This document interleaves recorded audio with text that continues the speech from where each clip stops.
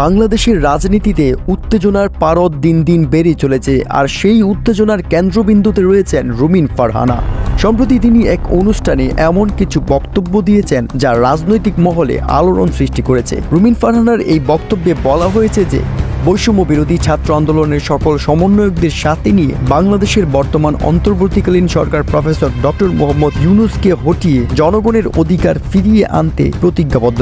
তিনি আর বলেন, আমার প্রিয় সাবেক প্রধানমন্ত্রী শেখ হাসিনাকে আবার বাংলাদেশে ফিরিয়ে আনব, এমনকি ভারতের সহায়তা নিয়ে হলেও। রুমিন ফারহানার এই বক্তব্যকে ঘিরে নানা প্রতিক্রিয়া দেখা যাচ্ছে। কেউ এই বক্তব্যকে দেশপ্রেম ও গণতন্ত্র পুনরুস্থাপনের ডাক বলে অভিব্যক্ত করছেন, আবার কেউ মনে করছেন এটি একটি বিতর্কিত ও ঝুঁকিপূর্ণ পরিকল্পনা। রাজনৈতিক বিশ্লেষকরা বলছেন, এই বক্তব্যের মাধ্যমে তিনি পরিষ্কার বলেছেন যে দেশের মানুষের কাছে শান্তি এবং উন্নয়ন ফিরিয়ে আনাই তার লক্ষ্য। বাংলাদেশ এখন একটি গুরুত্বপূর্ণ সময় অতিক্রম করছে। ভবিষ্যতে কি হতে চলেছে তা জানতে আমাদের সাথেই থাকুন এবং সর্বশেষ আপডেটের জন্য চোখ রাখুন আমাদের চ্যানেলে। আর সাবস্ক্রাইব করতে বলবেন না প্রিয় দর্শক।